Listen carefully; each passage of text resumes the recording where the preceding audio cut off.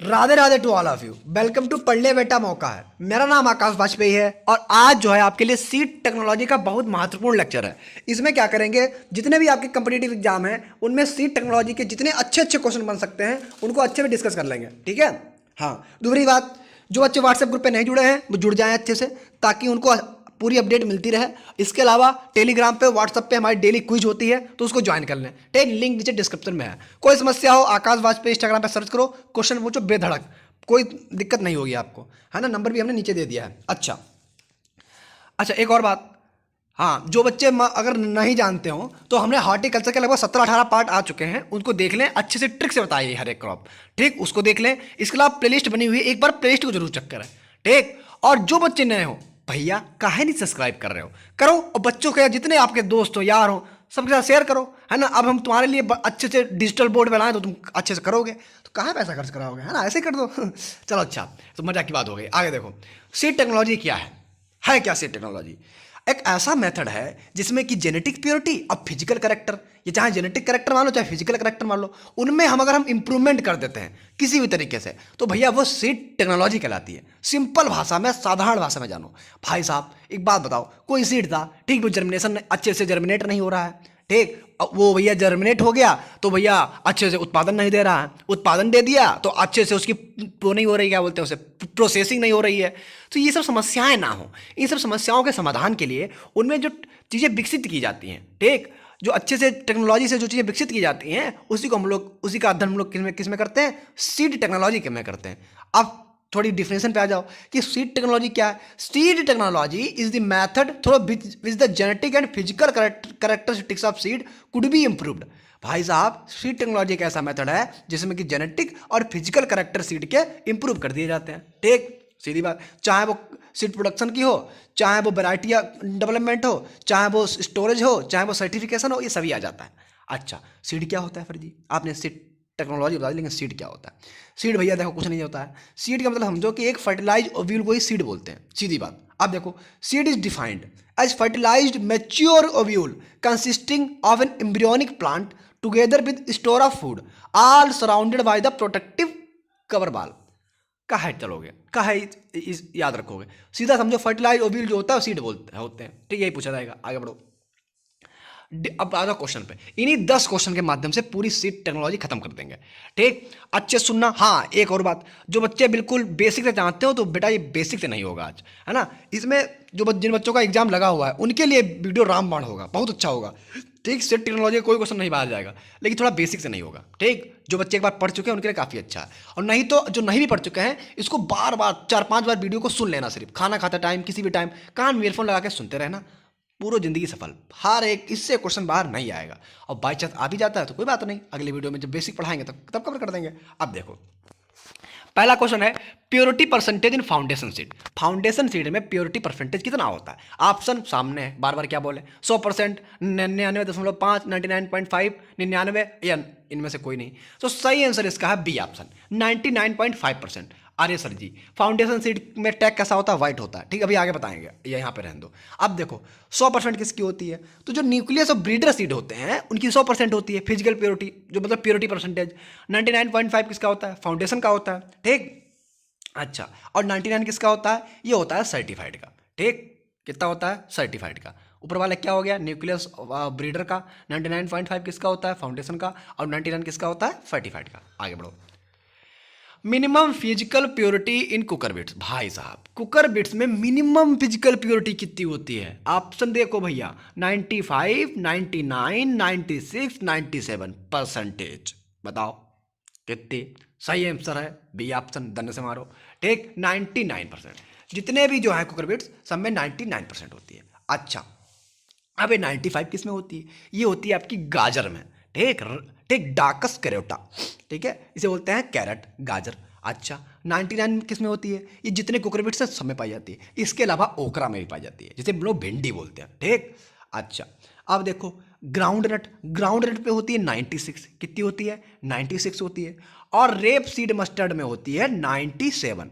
Rape seed mustard के अलावा सिसमम जिसे हम लोग तिल बोलते हैं, इसके अलावा सोयाबीन में भी 97 होती है। और इसके अलावा जितनी क्रॉप्स हैं ज़्यादातर सब में 98 पाई जाती है, यानी कि 98% प्योरिटी पाई जाती है। खत्म बात, इतना ही आता है, बार बार सुन लेना ठीक।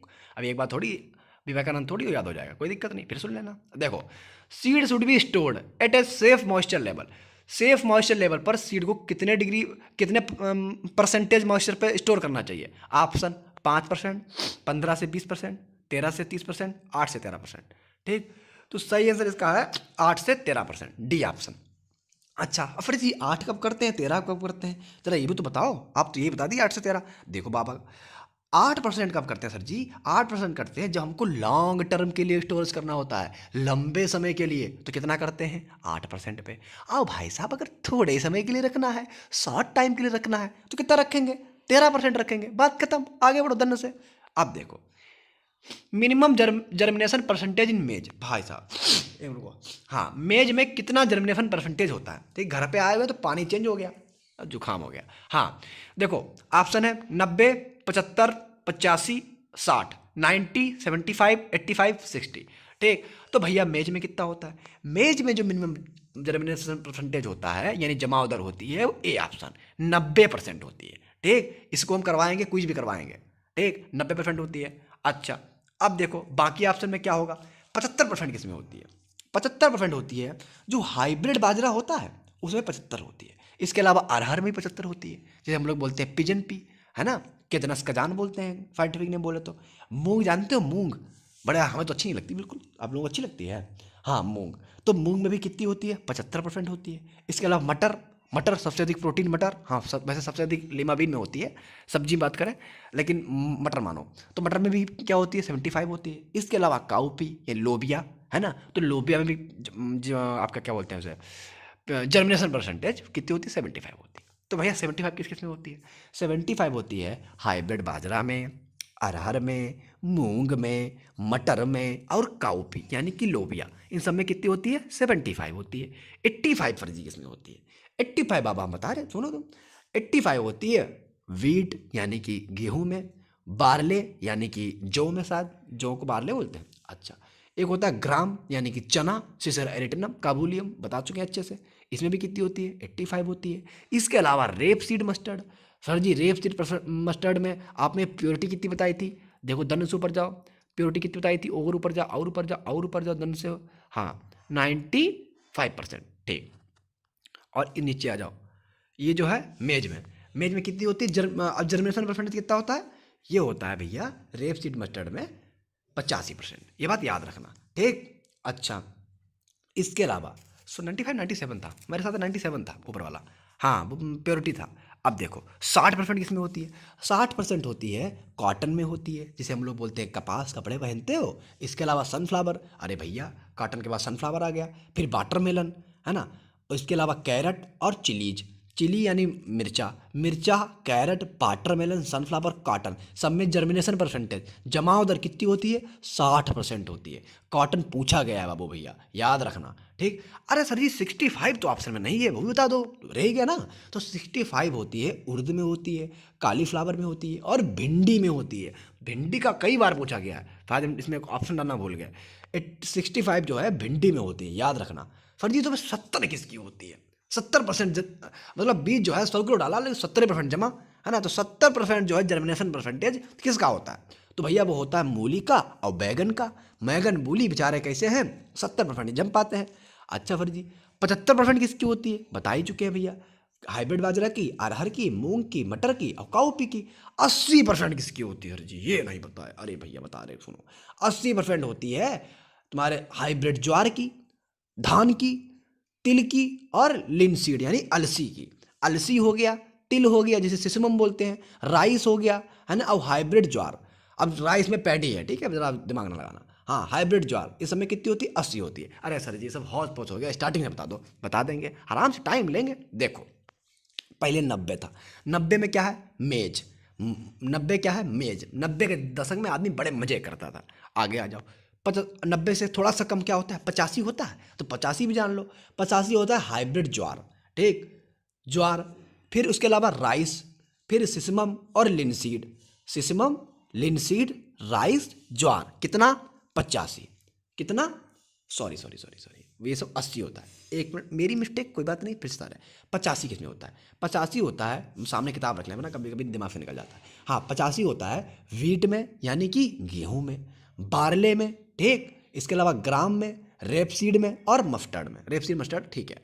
इस सब में कितना होता है? 85%। अब सर जी 85 से 5 और कम कर दो, 80 किस में होता है? तो 80 होता है वही जो भी बताया, हाइब्रिड ज्वार, राइस, सिसमम और लिनसीड यानी अलसी। इस सब में कितना होता है? 80 होता है। अच्छा सर जी, अब 5 और कम कर दीजिए सर जी। 75% किस किस में होता है बता दीजिए। बता तो दिए बेटा, कहाँ बताए सर जी? बताए, सुनो। हाइब्रिड बाजरा में होती है जर्मिनेशन परसेंटेज कितनी होती है? 75%। अरहर में कितनी होती है? 75%। मूंग में कितनी होती है? 75%। पी में कितनी होती है? 75%। काऊ पी में कितनी होती है? 75%। आगे बढ़ जाओ सर जी, 5 और कम कर दीजिए। 70% किस में होती है? ये बता दीजिए। बता रहे बिल्कुल। 70% किस में होती है? 70 होती है ग्राउंडनट में, सोयाबीन में, टमाटर में, प्याज में, रेडिस में, ब्रिंजल में। अरे फिर जी स्टार्टिंग में तो रेडिस और ब्रिंजल ही बताए थे। लो 2-3 और याद आ गए तो 2-3 और सुन लो। किस में होती है? ग्राउंडनट में होती है, सोयाबीन में होती है, टमाटर में होती है, प्याज में होती है, रेडिस में होती है, ब्रिंजल में होती है। बात खत्म। 70%। आगे बढ़ो। पर जी 5 और कम, 65 वाला बता दीजिए। बिल्कुल सुनो, 65% जर्मिनेशन परसेंटेज किस में होता है? वो होता है उर्द में होता है, कालीफ्लावर में होता है और भिंडी में होता है। ये याद रखना, ठीक। और अगर 60% बात करें तो भैया कॉटन में, सनफ्लावर में, वाटरमेलन में, कैरेट में और चिली में। बस खत्म। इससे ज़्यादा आएगा क्या जर्मिनेशन परसेंटेज से ज़्यादा आएगा? नहीं आएगा। इसको 10 बार 15 बार फटाफट कान में ईयरफोन लगाए, सोते जगते सुनते रहना, याद हो जाएगा आराम से। बोले तो रट जाएगा। आगे देखो, which of the following method come under scarification. अब भाई साहब स्केरिफिकेशन क्या होता है? अरे सर जी, इससे पहले हमें बताओ स्केरिफिकेशन कहाँ से आ गया। सुनो बाबू भैया, देखो, डॉर्मेंसी जानते हो? डॉर्मेंसी क्या होती है? डॉर्मेंसी तो जानते ही हो कि जब उसको कंडीशन ना मिले तो भैया सुसुप्ता अवस्था में सीड चला जाता है, जर्मिनेट ही नहीं होता, उसे हम डॉर्मेंसी बोल देते हैं, ठीक। टेम्परेरी सस्पेंशन, ठीक, temporary suspension of growth of Bible seed, ठीक है। बाइबल सीड की जो टेम्परेरी सस्पेंशन होता है ग्रोथ में, उसे हम लोग डॉर्मेंसी बोल देते हैं, ठीक। अन्य अन्य भाषा में लिखा रहता है। अच्छा, ये कई कई रेस्टिंग स्टेज बोलते हैं, आराम से सो रहा है मस्ती से, कोई दिक्कत नहीं, टाइम आएगा तो जग जाएगा, ठीक। तो डॉर्मेंसी हो गई। तो डॉर्मेंसी को तोड़ने के लिए 2 मेथड होते हैं। एक होता है फिजिकल, ठीक, और फिजिकल मेथड में ही आते हैं स्केरिफिकेशन आता है और स्ट्रेटिफिकेशन आता है, ठीक। स्केरिफिकेशन और स्ट्रेटिफिकेशन, ठीक। स्ट्रेटिफिकेशन को हम लोग एसिड में मैकेनिकल में भी डाल देते हैं, कोई बात नहीं। अच्छा, तो जो स्केरिफिकेशन होता है उसी में इंक्लूड होता है एसिड, ठीक, जिसे हम लोग एसिड स्केरिफिकेशन बोलते हैं, मैकेनिकल भी बोलते हैं और फिजिकल भी बोलते हैं। तो इसका आंसर सभी हो जाएगा। सर जी आपने सिर्फ यही बताया, लेकिन ये होता कहाँ है? आपने ये तो बताया ही नहीं, ठीक। तो ये भी जान लो बेटा। देखो, पहला होता है स्केरिफिकेशन। लाओ एक 5 देखें। हाँ, होता क्या है स्केरिफिकेशन? स्केरिफिकेशन जानने के लिए आपको ये पता होना चाहिए कि भाई साहब हमने एक सीड लिया, ठीक, और सीड को हल्के हल्के हल्के हल्के हाथों से रब किया। रब करने के बाद उसमें हल्के जो सीड कोट होती है, वो हल्का सा जब रब करोगे तो उसमें एकदम से घर्षण उत्पन्न होगा और अंदर से भुजाएं जो हैं, अंदर तो जो उसके अंदर प्लाज्म भरा हुआ है वो एक्टिव हो जाएगा और डॉर्मेंसी टूट जाएगी। भाई तुम सो रहे हो, ठीक, तुमको कोई प्यार से अपने हाथों से धीरे धीरे धीरे धीरे रब करता रहे और तुम जग जाओगे, ठीक। ऐसा स्केरिफिकेशन हो गया, ठीक। और अच्छा, तो इसी में कई तरीके होते हैं। कई लोग एसिड डाल देते हैं, भाई तुम ना डाल देना, है ना, तो उससे हो जाता है। कई लोग मैकेनिकल, कई मतलब डंडा लेके मारते हैं, ठीक, तो उससे जग जाता है। अब देखो एसिड में क्या करते हैं, जब एसिड स्केरिफिकेशन करते हैं, ठीक, तो उसके लिए क्या करना होता है, H2SO4 जानते हो, यानी कि अम्ल, अम्ल ये होता है सल्फ्यूरिक अम्ल। जो H2SO4 को 100 ml H2SO4 1 किलो सीड के लिए आराम से घोल लो और उसको 2 से 3 मिनट के लिए सीड में डाल दो, या सीड जो है उसके अंदर डाल दो। आराम से 2-3 मिनट पड़ेंगे, फट से जग जाएंगे, ठीक, डॉर्मेंसी टूट जाएगी। तो ये हो गया एसिड। तो एसिड भैया किस में करते हैं? तो ये रोज है ना, गुलाब बेचारा बड़ा अच्छा होता है, लेकिन अच्छे जो गुलाब होते हैं उन पर लोग एसिड डाल देते हैं, गलत करते हैं। अच्छा, ये इसमें क्या पाया जाता है? इसमें होता है स्केरिफिकेशन, एसिड वाला। मैकेनिकल किस में करते हैं? मैकेनिकल में क्या करते हैं? मैकेनिकल में कुछ नहीं, सैंड पेपर लिया और उसको हल्के से ऊपर रब कर दिया, आराम से सीडी जो है अंदर से वाइबल हो जाता है, जर्मिनेट होने लगता है, इसकी जो डॉर्मेंसी टूट जाती है। अच्छा, सर जी ये किस में करते हैं, ये ज़्यादातर बिटर गार्ड में करते हैं। ठीक, बिटर गार्ड में बहुत करते हैं। इसमें सेंड और मतलब सेंड और सीड का जो रेशियो रखते हैं 2:1 रखते हैं। ठीक, 1 किलो सीड है तो 2 किलो सेंड डालोगे। अच्छा, अब 5 से 10 मिनट तक लगातार उसको रब करते रहते हैं, पेपर में डाल के रब करते रहेंगे तो भैया आराम से टूट जाएगा। अच्छा, ये तो मैकेनिकल हो गया। एक होता है हॉट वाटर ट्रीटमेंट। अरे सर जी गर्म पानी में डाल देते हैं, हाँ बाबू भैया डाल देते हैं, तुम भी जर्मिनेट हुआ हो जाओ, तुम्हारे अंदर भी पानी डाल दिया जाएगा। देखो हॉट वाटर ट्रीटमेंट क्या होता है। हॉट वाटर ट्रीटमेंट के लिए क्या करते हैं, ये भैया बहुत इफेक्टिव है। ठीक, और ज़्यादातर लेग्यूमिनेसी जो क्रॉप है उनमें किया जाता है, ये बात जान लो। और इसमें करने के लिए क्या करते हैं, पानी को गर्म किया बढ़िया से, और उसमें जब पानी हल्का उबलने लगा, बॉयल होने लगा, तो उसमें सीड को डाल दिया। और सीड के कोट के हिसाब से बड़ा अगर नॉर्मल सीड है, सीड कोट हल्का है, ठीक, तो 1 से 5 मिनट के लिए, 1 मिनट को देखें चल रहा है, हाँ चल रहा है। हाँ देखो, अगर सीड बिल्कुल हल्का है तो 1 से 5 मिनट तक डाला, बाहर निकाल लिया। लेकिन अगर सीड कोट काफ़ी भारी है या काफ़ी कड़ा है ना, काफ़ी कठोर है, तो उसको जो है 60 से 80 मिनट तक डाले रहते हैं और फिर उसको निकालते हैं, आराम से जर्मिनेट हो जाता है। बंगाल ग्राम वगैरह जानते ही होंगे, ग्राउंड नट है ना, जितने लेग्यूमिनेसी ज़्यादातर ऐसे ही किए जाते हैं। अब देखो, एक होता है स्ट्रेटिफिकेशन। अरे सर जी स्केरिफिकेशन तो बता दिया, 3 में आपने मेथड बता दिए, एसिड, मैकेनिकल और हॉट वाटर। अच्छा, स्ट्रेटिफिकेशन क्या होता है, फिजिकल तो हो ही गया, आपने हाथ से अगर आप करना।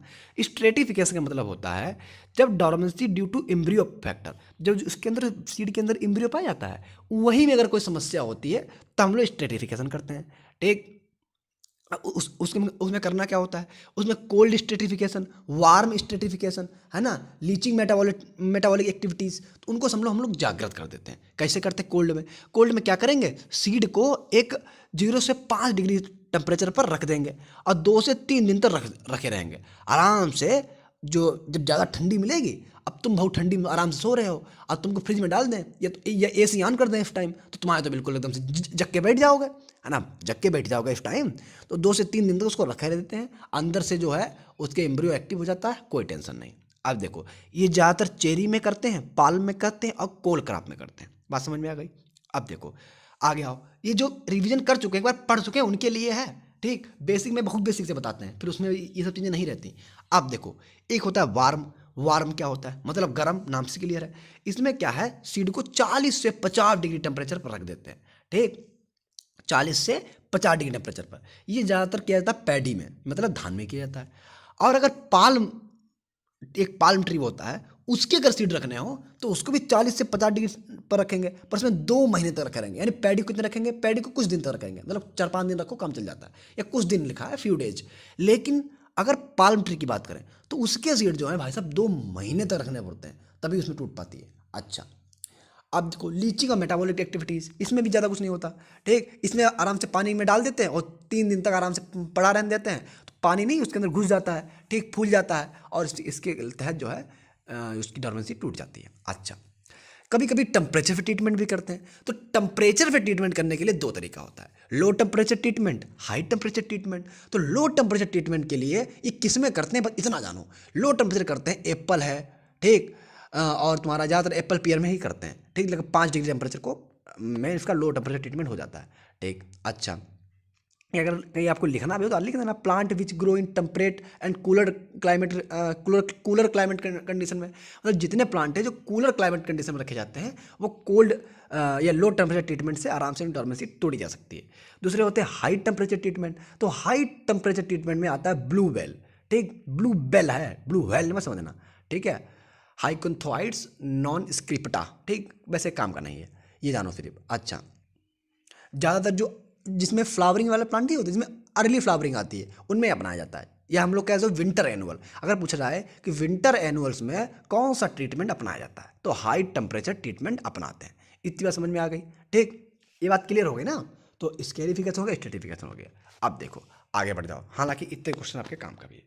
अब लिखा सीड मल्टीप्लिकेशन रेशियो वीट में सीड मल्टीप्लिकेशन रेशियो कितना होता है। ठीक, ऑप्शन 1:40 होता है, 1:40 होता है। दूसरा 1:20 होता है, यानी 1:20 होता है। तीसरा ऑप्शन लिखा हुआ है 1:70 और फिर है 1:10 से 12। अब देखो सही आंसर क्या है, सही आंसर है इसका 1:20, यानी सी ऑप्शन।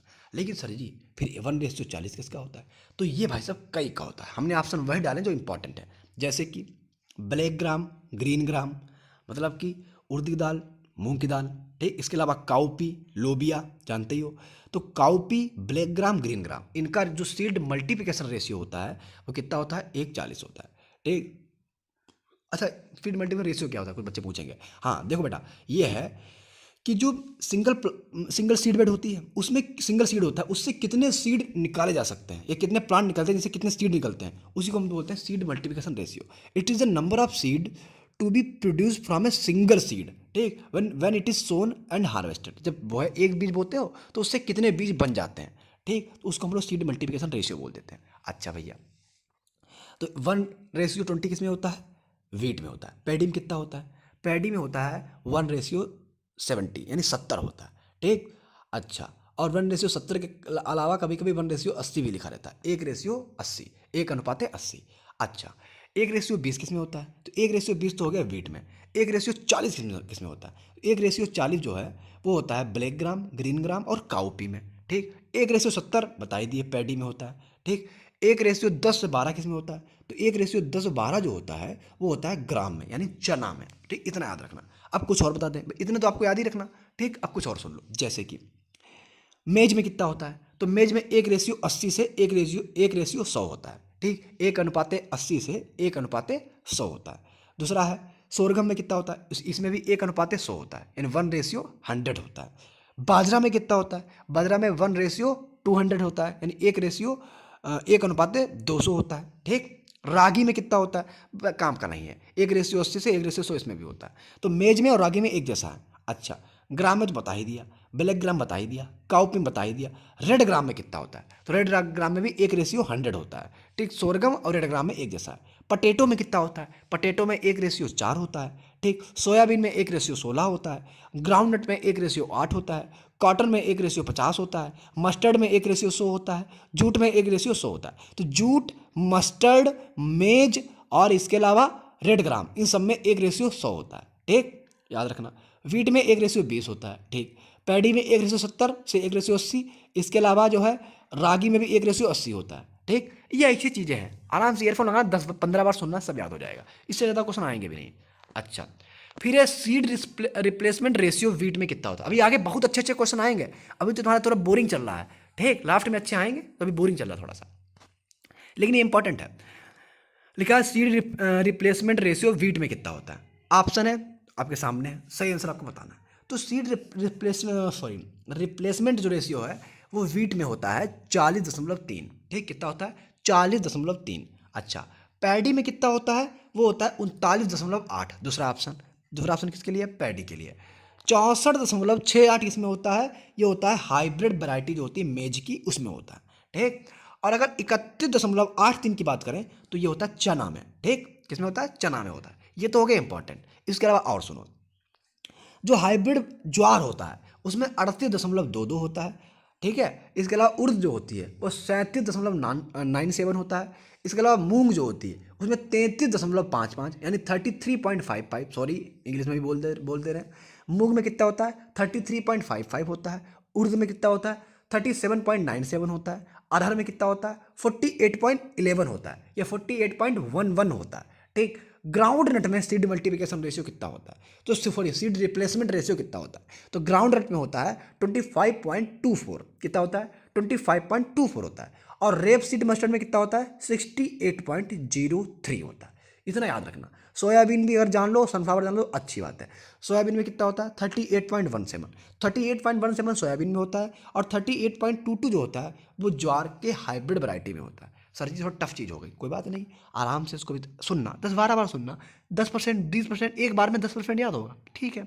10 बार सुन लोगे 100% नहीं याद हो जाएगा, याद तो हो जाएगा कम से कम, वरना सामने बैठ के रटोगे तब भी दिक्कत है, ठीक। जो इंपॉर्टेंट है वो हमने स्टार्टिंग बता दिया आपको। अब देखो, which of the following colour tag denote the foundation seed, ये स्टार्टिंग बता चुके हैं, सबको पता भी होगा।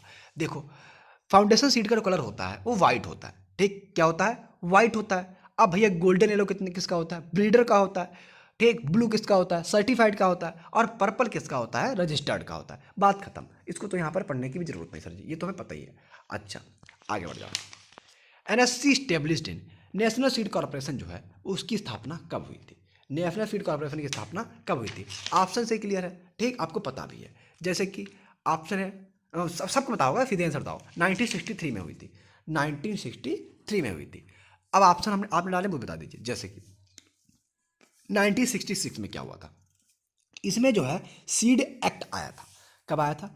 29 दिसंबर 29 दिसंबर 1966, 29 दिसंबर 1966 में आया था सीड एक्ट, जो कि इनेक्ट हुआ था 2 अक्टूबर 1969 में पूरी कंट्री में। अगर थ्रू आउट कंट्री की बात करें सीड एक्ट कब लागू हुआ तो 2 अक्टूबर 1969 यानी 2 अक्टूबर 1969 में। और आया कब? 29 दिसंबर 1966 को। 1963 में नेशनल सीड कॉर्पोरेशन आया। ठीक, अब देखो 1959 में क्या आया? 1959 में पंचायती राज आया। ठीक, पंचायती राज आया। अच्छा, इसके अलावा कुछ और जान लो। 1908 में एओसी से, ठीक, आगे बता दें क्या होता है। अब देखो 1983 में क्या हुआ। 1983 यानी 1983 में जब भारत जो है विश्व चैंपियन बना था वनडे क्रिकेट में पहली बार, तो इस उसी टाइम जो है सीड कंट्रोल आर्डर आया था। क्या आया था? सीड कंट्रोल आर्डर 1983 में आया था। ठीक, 1983 में आया था। और सीड ईयर जो है वो सेलिब्रेट कब किया गया था? 1993 यानी 1993 में। सीड एक्ट कब किया गया था? 1993 में सेलिब्रेट किया गया था। अच्छा, सीड कंट्रोल आर्डर पास कब हुआ था? ये भी 1983 में हुआ था, बता ही दिया हमने। ठीक, अच्छा आगे बढ़ जाओ। विच आप वैसे क्वेश्चन स्टार्टिंग में डालने वाले थे, लेकिन हमने कहा स्टार्टिंग में जो बोरियत हुआ वाला क्वेश्चन बच्चे सुन लेंगे, उसके बाद ही सुने सब क्वेश्चन। देखो, which of the following testing of variety of for providing protection under the PPB and FR act. जो plant protection variety and farmer right जो एक्ट था वो भैया किसके द्वारा पास किया गया? एओसी, एओएस, एनडीयूएस, एलेसा या इनमें से या ए और बी दोनों? तो सही इसका आंसर क्या है? सही आंसर है एनडीयूएस टेस्ट। अब एनडीयूएस टेस्ट क्या होता है? देखो बेटा, एनडीयूएस होता क्या है? एन की बात करें तो इसे बोलते हैं नोवेल्टी। ठीक, डी मतलब होता है, आप इसे बोलते हैं डिस्टिंक्टिवनेस। ठीक, यू होता है यूनिफॉर्मिटी और एस होता है स्टेबिलिटी। ठीक, अच्छा अब देखो एओएस से क्या होता है? एओएस से होता है association of official seed analysis, जो कि 1908 में बना था। Association of official seed analysis जो कि 1908 में बना था। इलिसा टेस्ट जानते हो 12 सदस्य के लिए होता है। ठीक है, तो एनडीयूएस की फुल फॉर्म क्या होती है? एन फॉर नोवेल्टी होता है। ठीक, अब देखो डी फॉर क्या होता है? जिसे बोलते हैं डिसनेक्टिवनेस। ठीक, या कभी कभी डिस्ट्रिक्टिवनेस भी बोल देते हैं। ठीक, ये फिर होता है यूनिफॉर्मिलिटी और स्टेबिलिटी। ठीक है, इसकी पीडीएफ ही दे देंगे, टेंशन ना लो। इसके अलावा कुछ डिफिनेशन है, जान लो। बैक क्रॉस क्या होता है? टेस्ट क्रॉस क्या होता है? प्लियोट्रॉफी क्या होता है? डॉकेज क्या होता है? हेट्रोसिस क्या होती है? अब देखो बैक क्रॉस क्या होता है। तो crossing of hybrid with one of its parents, मतलब कि जो हाइब्रिड पैदा हुआ है उसकी किसी भी पेरेंट से अगर क्रॉस करा दोगे तो उसे बैक क्रॉस बोलेंगे। बात खत्म। ठीक, अब देखो टेस्ट क्रॉस क्या होता है? जब जो कि हाइब्रिड पैदा हुआ है उसकी अगर होमोजाइगस रिसेसिव से अगर क्रॉस कराएंगे तो उसे टेस्ट क्रॉस कहेंगे। बड़े एग्जाम में आ चुका कई बार बैक क्रॉस और टेस्ट क्रॉस। ठीक, होमोजाइगस रिसेसिव से कराएंगे तो टेस्ट क्रॉस, और वैसे अगर करा देंगे किसी से भी तो बैक क्रॉस। प्लियोट्रॉफी क्या होता है? ठीक, single gene affecting more than one character, एक कोई जीन जो है वो एक से अधिक करेक्टर को इफेक्ट करता है तो उसे प्लियोट्रॉफी बोलते हैं।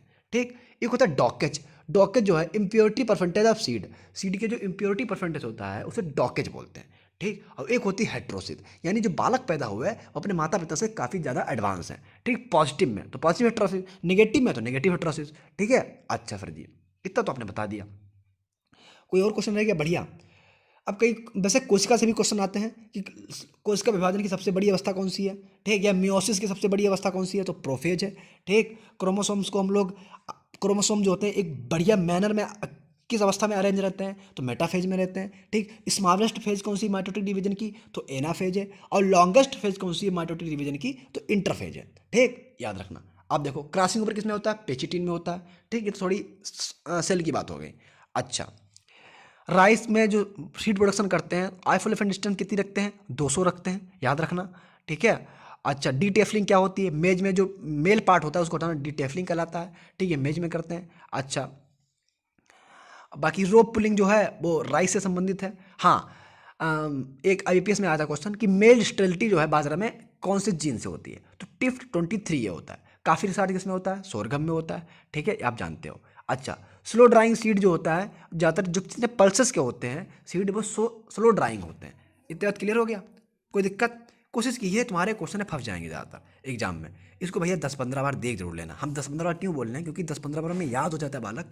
हम इस वीडियो को इसलिए रिकॉर्ड किए हैं क्योंकि ये चीज़ें हम भी भूल जाते हैं। इसको हम भी कई बार सुनेंगे, हमको भी याद हो जाएगा, आपको भी याद हो जाएगा। ठीक, और इसको शेयर कर दो अच्छे से। ठीक है, राधे राधे। कोई दिक्कत हो हमें बताओ। ठीक, थैंक्स टू ऑल।